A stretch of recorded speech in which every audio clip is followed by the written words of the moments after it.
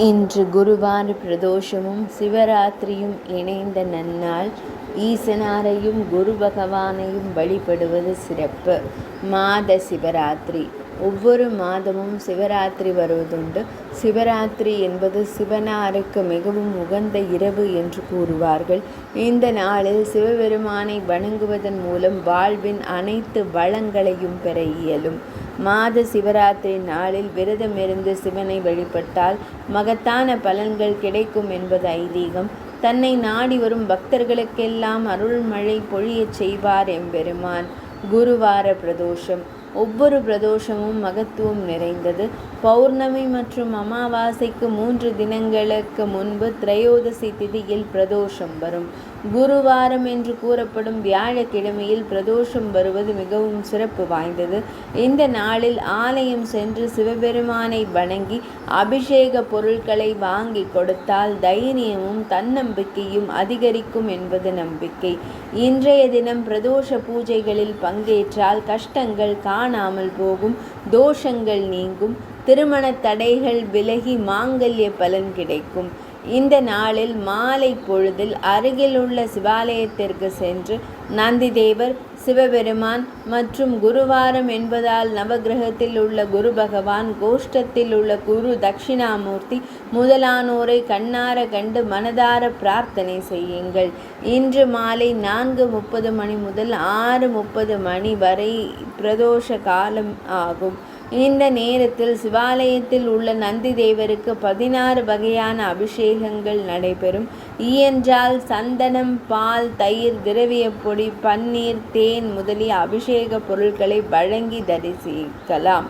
தென்னாட்டவருக்கு சிவனாகவும் எந்நாட்டவருக்கும் இறைவனாகவும் இருப்பவர் கைலாயத்தில் இருக்கும் ஈசனார் ஆவார்.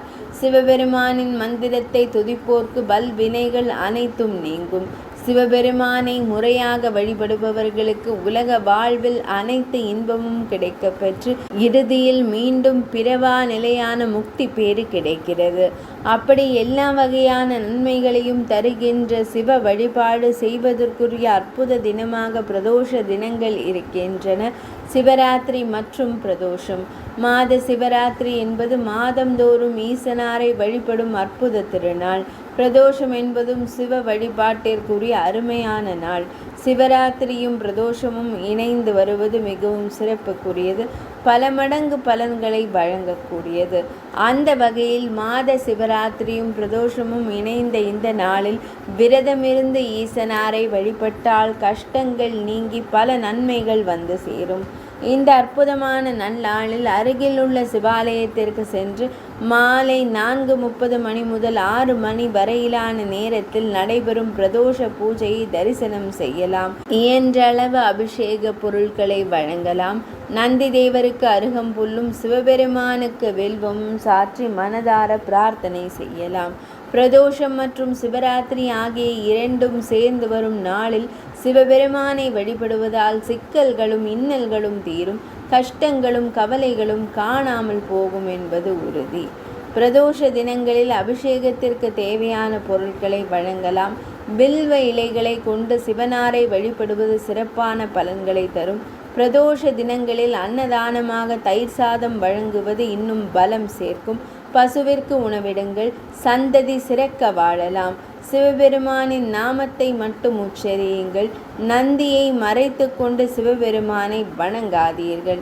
சிவபெருமானையும் நந்தி தேவரையும் வழிபடும் போது யாருடனும் பேசாதீர்கள். எதிர்மறை எண்ணங்களை வெளிப்படுத்தாதீர்கள். இன்று மறவாமல் ஈசனாரை வழிபாடு செய்து பல நன்மைகளை பெறலாம். பிரதோஷ சிவராத்திரி வழிபாட்டு தகவல்கள் இனிதே நிறைவடைந்தன.